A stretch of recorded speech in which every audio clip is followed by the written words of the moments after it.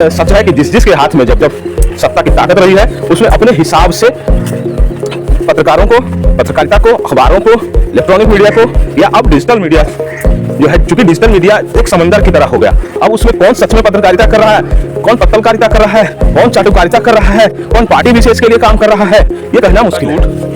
रोज होता है आपका झूठ, क्या जुमलेबाजी। यहाँ एक झूठ की क्या बात करते हैं, ये तो हक पे झूठ है, पूरे हवा में ही बांध बोला। ने एक बार कहा कि बिहार में इसलिए उद्योग नहीं लगता है कि यहाँ आसपास जो है कहीं समंदर नहीं है। भारत के कितने ऐसे राज्य हैं, चाहे वो पंजाब हो, हरियाणा हो, उनके आसपास क्या समंदर गिरा हुआ है। साला कमजोर कड़ी को ही दबाया जाता है। इसके लिए कह रहा हूँ कि ये दोगली नीति क्यों है। एक झूठ से कितना नुकसान हो सकता था। ठीक है, सही बात है, जो लोग पत्रकारिता कर रहे हैं वो जानबूझ करके कभी भी झूठ फैलाने की कोशिश नहीं करते हैं, लेकिन आपका झूठ रोज होता है आपका झूठ, क्या जुमलेबाजी। खुद को जुमलेबाज कह भी चुके हैं। नीतीश कुमार ने एक बार कहा कि बिहार में इसलिए उद्योग नहीं लगता है कि यहाँ आसपास जो है कहीं समंदर नहीं है। भारत के कितने ऐसे राज्य हैं, चाहे वो पंजाब हो, हरियाणा हो, उनके आसपास क्या समंदर घिरा हुआ है, लेकिन वहाँ फिर भी औद्योगिक विकास हुआ है। तो क्या ये झूठ नहीं है। रोज विधानसभा में, संसद में नेता झूठ बोलते हैं, लाखों की भीड़ के सामने झूठ बोलते हैं, हाँ, उससे कोई प्रभाव नहीं पड़ता है। साला कमजोर कड़ी को ही दबाया जाता है। यहाँ पर मैं किसी डिजिटल या प्रिंट या इलेक्ट्रॉनिक किसी भी जो है वर्ग की तरह की पत्रकारिता करने वालों के पक्ष विपक्ष में नहीं कह रहा हूँ। कोई भी किसी भी तरह की पत्रकारिता कर रहा हो, किसी भी माध्यम से पत्रकारिता कर रहा हो, हाँ, केवल पत्रकारिता कर रहा हो, कोई एजेंडा ना चला रहा हो, कोई पत्तलकारिता न कर रहा हो, कोई चाटुकारिता न कर रहा हो, जो केवल पत्रकारिता कर रहा है किसी भी माध्यम से, ठीक है, उसके लिए कह रहा हूँ कि ये दोगली नीति क्यों है। हाँ, आपने अगर मान्यता नहीं दी है, सोशल मीडिया, डिजिटल मीडिया को मान्यता दी है या नहीं दी है, उसकी स्वीकार्यता है या नहीं है, ये अब सोचने की बात है। इसलिए सोचने की बात है कि जो गलती डिजिटल मीडिया में की गई, और अब डिजिटल मीडिया में वो सारे संगठन संस्थान शामिल हैं जो प्रिंट मीडिया में, जो इलेक्ट्रॉनिक मीडिया में बड़े नाम हैं, वो भी डिजिटल मीडिया में शामिल हैं। तो क्या डिजिटल मीडिया के लिए अलग जो नियम है, जो उसे केवल सोशल मीडिया, आईटी के सेक्टर से देखा जाएगा, चाहे वो किसी भी कैटेगरी में जो है वीडियो बना रहे हों, तो इसको कैसे कैटेगराइज किया जाए। अब सवाल उठता है कि इसको कैटेगराइज कैसे किया जाए।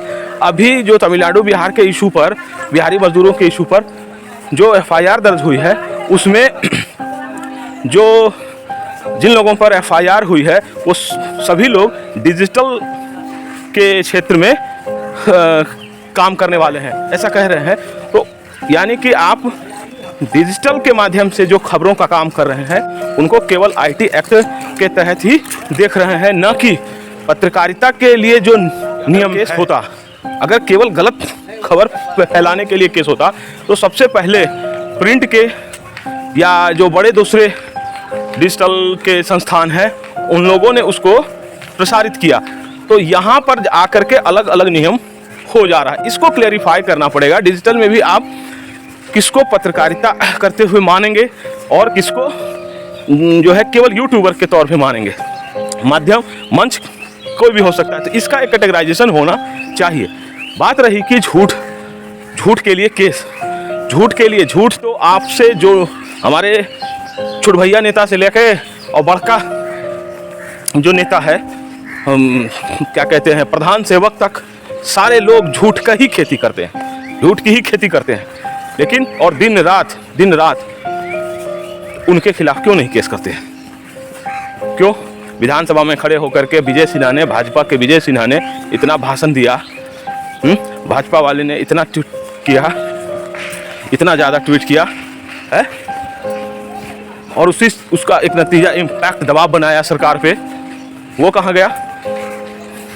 प्रिंट मीडिया में लीड खबरें छपी जो है राज्य के स्तर के नेता से लेकर के राष्ट्रीय स्तर तक के नेता इस पे बयानबाजी करने लग गए।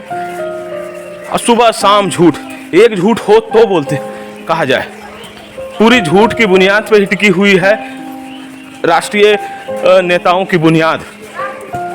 उन पर क्यों नहीं?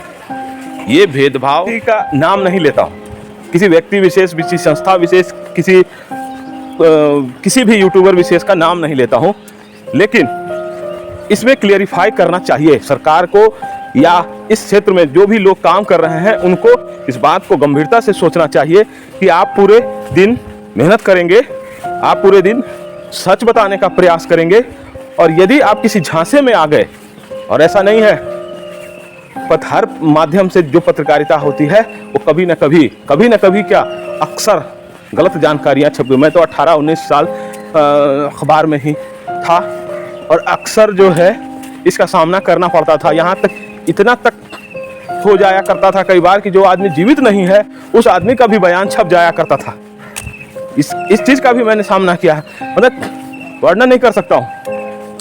तो कहने का मतलब ये है कि इसका एक जो लाइन है वो निर्धारित होना चाहिए, उसके लिए भी एक प्रोविज़न होना चाहिए कि जो डिजिटल मीडिया के माध्यम से, डिजिटल माध्यम से पत्रकारिता कर रहे हैं, केवल पत्रकारिता कर रहे हैं, उनके अधिकारों को, उनके सुरक्षा और उनके अधिकारों को भी कैसे संरक्षित किया जाए। और अगर उनको आप मान्यता नहीं देते हैं तो फिर वो भी स्पष्ट कर दिया जाए। जो लोग बेवजह मेहनत कर रहे हों आपको सच बताने के लिए, दो पैसा कमाने के लिए, पता लगेगा कि आप जो है सब कुछ को शिकंजे में लेना चाहते हैं और शिकंजे में ले करके कर ही रहे हैं। जैसे जैसे शिकंजा कसना चाहते हैं कस ही रहे हैं। कोई कहता है कि नहीं नीतीश कुमार बहुत अच्छे हैं, तेजस्वी यादव गड़बड़ है, तेजस्वी यादव ने ऐसा किया है। अरे क्या अच्छे और क्या बुरे, जिसको जैसी शक्ति का प्रयोग जब जब करना रहा है किया है। नीतीश कुमार ने अपनी शक्ति का प्रयोग नहीं किया क्या? खूब किया।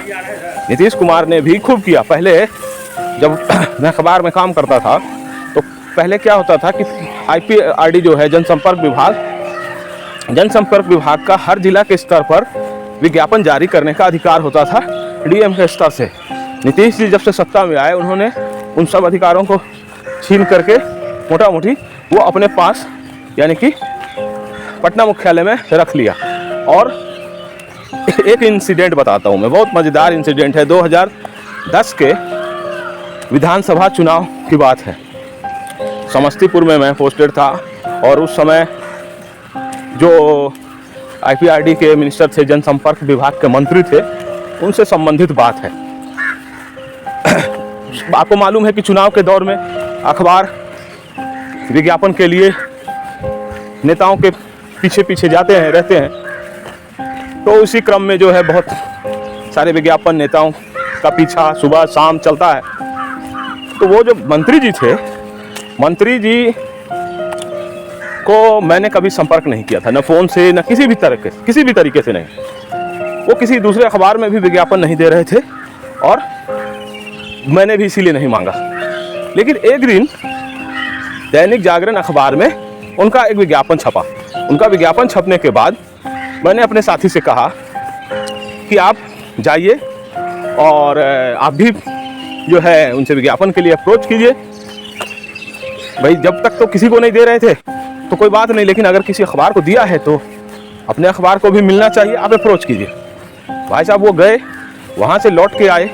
हमारे साथी ने तो कुछ कहा नहीं, ठीक है, केवल इनकार की बात हुई।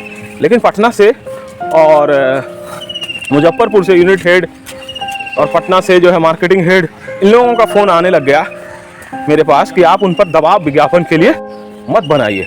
मैंने कहा जब मैंने फ़ोन भी नहीं किया, कभी उससे बात नहीं किया है, अभी पिछले दिनों अखबार में, दूसरे अखबार में छपा है, तब मैंने अपने रिपोर्टर को भेजा है और आप ही लोगों के कहने से भेजा है, ठीक है, तो नहीं उन पर दबाव मत बनाइए। मैंने कहा ये शब्द और कुछ नहीं मुझे ख़राब लग रहा है, ये शब्द ख़राब लग रहा है कि अगला कैसे कह रहा है कि मुझ पर दबाव बनाया जाए। यूनिट हेड ने जो मुझे कहा आप सुन के हंसेंगे, दंग भी रह सकते हैं और सच भी समझ सकते हैं।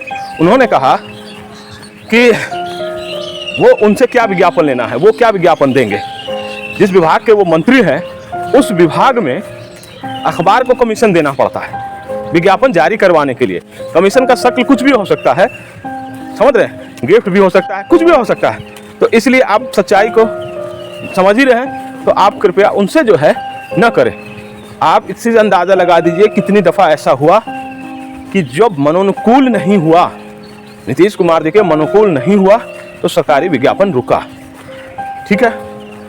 इसके अलावा अखबारों में कहा गया कि जब जैसे कोई धरना प्रदर्शन करता है, पुतला दहन करता है, तो स्ट्रिक्टली कहा गया कि हेडिंग में न जाए नीतीश कुमार का पुतला फूंका। आप लिखिए सरकार का पुतला फूंका। बहुत सारी बातें हैं, अंदरूनी बातें हैं, कितना बताऊंगा मैं। लेकिन ये सच है कि जिस जिसके हाथ में जब जब सत्ता की ताकत रही है, उसने अपने हिसाब से पत्रकारों को, पत्रकारिता को, अखबारों को, इलेक्ट्रॉनिक मीडिया को, या अब डिजिटल मीडिया जो है, चूंकि डिजिटल मीडिया एक समंदर की तरह हो गया, अब उसमें कौन सच में पत्रकारिता कर रहा है, कौन पत्रकारिता कर रहा है, कौन चाटुकारिता कर रहा है, कौन पार्टी विशेष के लिए काम कर रहा है, ये कहना मुश्किल है। तो इसको डिफाइन करवाएं किस तरह से हो, ताकि जो सच मायने में पत्रकारिता करना चाहते हैं डिजिटल मीडिया के माध्यम से, उनको किसी तरह की परेशानी का ऐसा सामना न करना पड़े। और देना चाहता हूं कि कई बार झूठ का चेहरा इतना तगड़ा होता है कि उसके भ्रम में पत्रकार आ जाते हैं। मधुबनी जिस जिले का मैं हूं, उस जिले में कुछ 2012 की बात है, एक ऐसा वाकया हुआ जिसके कारण से पूरा जिला जल गया। कहने का मतलब पूरा जिला, इसको ये नहीं समझेगा कि पूरा जिला, कलेक्ट्रेट, थाना, उसके अलावा जो है आपको बहुत सारे कार्यालय, गोलियां चली, कुछ बच्चों की मृत्यु हुई, और केवल झूठ और भ्रम के चक्कर में ऐसा भ्रम फैला कि उसको अखबारों ने सही मान लिया। तो इसलिए अच्छा, ये घटनाएं रोज रोज तो होती नहीं है, कभी यदा कदा ऐसी बात होती है जिसके भ्रम जाल में आप अति उत्साह में फंस जाते हैं, और इस बार भी ऐसा ही हुआ।